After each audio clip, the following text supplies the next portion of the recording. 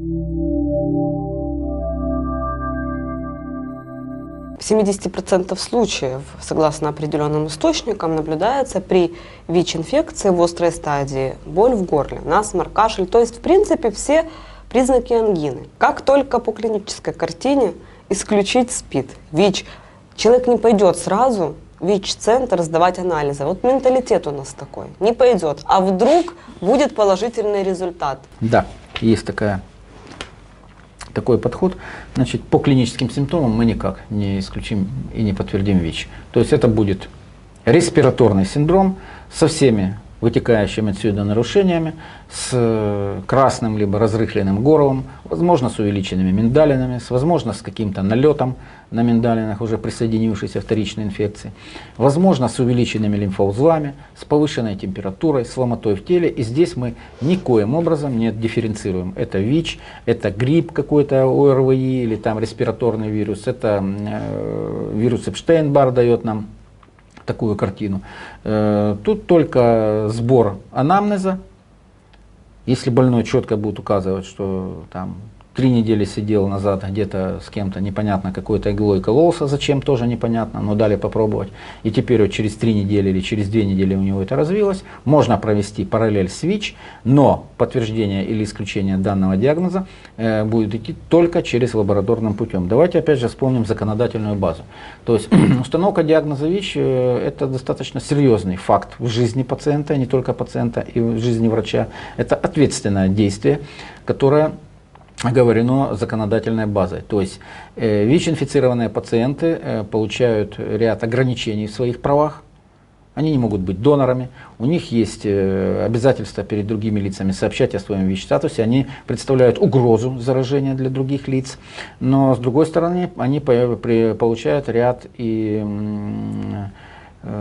социальных поблажек, то есть у них идет какие-то выдача лекарств, какая-то часть обследования лечения бесплатной и так далее, и так далее. Предусмотрена какая-то социальная помощь на ВИЧ-инфицированных детей. Но есть отрицательные моменты, когда у человека, то есть он обязан прийти в ЛПУ, предупредить о том, что ВИЧ, он ограничен в выборе полового партнера, он должен полового партнера предупредить о том, что у него ВИЧ, иметь средства защиты. Извините меня, тут более, если я встретил девушку, она мне говорит, ВИЧ, я не знаю, буду ли, захочу ли с этой девушкой дальше продолжать отношения. И наоборот, девушка встретила парня, он классный, все хорошо, он говорит, у меня ВИЧ.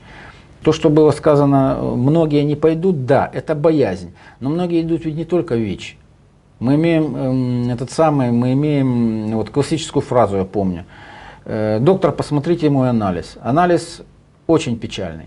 Очень печальный анализ, который наталкивает на мысль, плюс вид больного, и это сам наталкивает на мысль то, что нужно отправлять к гематологу. Нет ли там лейкоза? И они говорят, посмотрите наш анализ. Ну, посмотрел, здесь плохо. Доктор, а что там? А то мы боимся, вдруг у нас лейкоз. Мы боимся, вдруг у нас лейкоз. Понимаете, человек уже давно должен находиться под наблюдением врачей, получать лечение, потому что на сегодняшний день эта группа заболеваний, лимфомы, лейкозы, они излечимы. Ну, не все 100%, но большой процент пациентов, которых можно излечить. Но они боятся, что у них лейкоз, они не идут к врачу. Также и с ВИЧ. Они боятся, что у них ВИЧ, они не идут к врачу. Они боятся узнать это печальное, неприятное известие. Это уже психология. Первое. Второе, они боятся попасть под пресс общества, под пресс окружающих, если узнают, что они ВИЧ-инфицированы. Это готовность нашего общества принять этих людей к себе или вернуть, или как назвать это. Когда он в ту дверь зашел, он как бы из социума вышел. И через сдал кровь, вышел через день или сегодня, или на следующий день получил ответ и вышел уже с бумажкой о том, что у него ВИЧ. Ему нужно опять вернуться в социум. А социум не всегда его принимает. Но это уже проблемы, ну и врачей, наверное, в том числе. Но это проблемы уже и психологов, и властей, и всего остального. Мы эту работу ведем с начала 90-х годов, и по-прежнему эти фобии, это невосприятие в меньшей степени, но все равно имеется. Я помню тех первых случаев детей, когда мамки прибегали и говорили, вот у нас в классе ВИЧ-инфицированный ребенок, все, пишем все заявления, чтобы его удалить из школы и все остальное. То есть начиналась дискриминация по ВИЧ-статусу. На сегодняшний день уже к этому более спокойно относятся, но все равно холодок есть. То есть тут это скорее тут не потому, что, ну да, правильно вы задали вопрос, они боятся идти сдавать кровь на ВИЧ. Объяснение этому причины есть. Но по одной клинике ВИЧ не поставишь. Увы, только лабораторное подтверждение. Какие неврологические симптомы могут свидетельствовать о развитии ВИЧ-инфекции в острой стадии? Либо развиваться на фоне ВИЧ? Вот, наверное, более правильно развиваться на ВИЧ, потому что в острой стадии, как таковых, неврологических симптомов не будет. Ну, будет головная боль. Ну, может быть, там боль в глазах, то есть то, что объясняется интоксикационным синдромом. А вот уже на более поздних развитии ВИЧ, тогда да, симптоматика начинает приобретать уже такой специфичный характер. Ну, во-первых, это, безусловно, головные боли. Это уже и нарушение памяти, могут постепенно прогрессирующие. При ВИЧ начинается демиелинизация, то есть участки как бы тоже выеденные молью. И, собственно говоря, то есть если длительно идет развитие этой симптоматики, то она может даже напоминать клинику рассеянного склероза. Но могут быть и по типу ВИЧ-энцефалопатии, то есть резкие такие какие-то, резкое развитие всей симптоматики, когда развивается все бурно, это головные боли, появление какой-то там ригидности мышц. Но самое основное это будет боль, снижение памяти, появление вялость в конечностях, может даже с какими-то нарушениями функций, что, собственно говоря, заставляет пациентов обратиться к врачу, и при обследовании выявляется ВИЧ, либо при уже известном ВИЧ-статусе, это позволяет установить диагноз нейроспид, ну и, собственно, соответствующим образом этих пациентов вести. В острой стадии увеличиваются печень и селезенка? Да, в острой стадии могут увеличиться печень и селезенка, это может соответствовать окончанию инкубационного периода, и, как правило, длится это недолго, с возвращением органов на место.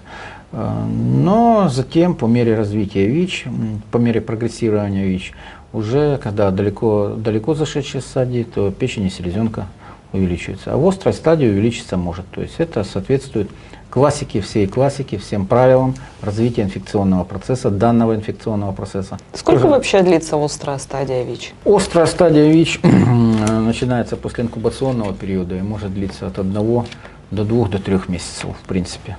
Она сменяется бессимптомной стадией. Действительно ли на ней нет никаких проявлений ВИЧ-инфекции? В принципе, никаких проявлений нет. То есть уходит острое проявление, все. То есть пациенты приходят абсолютно здоровы. То есть для них статус ВИЧ является шоком, то есть ударом, открытием. То есть они вдруг где-то кто-то сдает кровь, женщина беременеет, в роддоме сдает кровь и говорят: ВИЧ. Опа. Начинают обследовать полового партнера, берут мужчину, обследуют ВИЧ. Опа. И все, и все ходят, все в шоке, все не знают, что делать. И уже у нас и сыпь на коже нашлась, и диарея вдруг у нас появилась, и голова у нас начала болеть, и ноги отказывать, и вообще я вся больная, завтра умру. И лимфоузлы уже такие висят, как утиные яйца под мышками. Приходит, по факту смотришь, ничего нет. То есть включается вот эта вот первая, психологическая стадия неприятия болезни, то есть я умру, все остальное. Ну, с этим нужно бороться, с этим нужно помогать. Есть тоже специалисты, которые призваны это делать. Сколько может продлиться такая бессимптомная стадия? Бессимптомная стадия может продлиться и 6 месяцев, и год, 2, 5, 10. Зависит много от многих факторов. В первую очередь, какой штамм вируса зашел к пациенту, ослабленный, не ослабленный.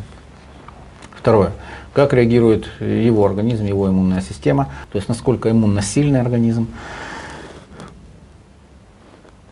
Какой человек ведет образ жизни, насколько он добавляет, способствует ВИЧу справиться с его организмом. То есть неправильный образ жизни, нарушение режима сна, отдыха, нарушение питания, нарушение вредные привычки. Все это приводит к ослаблению, к интоксикации, к обострению вторичных инфекций и сопутствующих инфекций, и, собственно говоря, к прогрессированию заболевания. Но я видел в жизни, в своей практике, вернее, то, что у меня были пациенты. Если брать 90-е годы, это было, опять же, нельзя сравнивать. В 90-е годы больше шли инъекционные наркоманы, наркозависимые. Сейчас ВИЧ переместился в более благополучные социальные слои, то есть превалирует половой путь передачи.